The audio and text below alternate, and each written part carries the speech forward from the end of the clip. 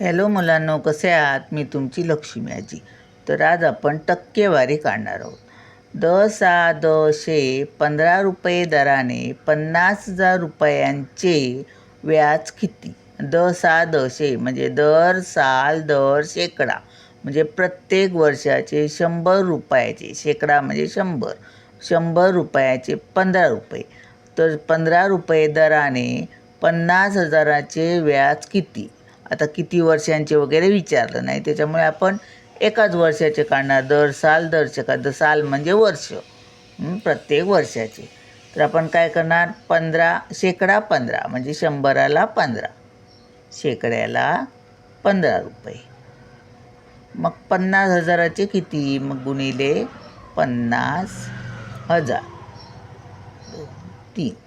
आता आपण तिरकसाने असं उभं आणि खालीवर असे कुठे कट होतात काय बघायचं, म्हणजे भाग जातो काय बघायचं. हे 1 शून्य गेलं या शून्याला, हे 0 गेलं या शून्याला. आता 2 शून्य राहिली.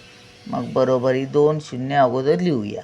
ही 2 शून्य झाली ते 5. 15 आणि 5 यांचा गुणाकार, 15 पाची 75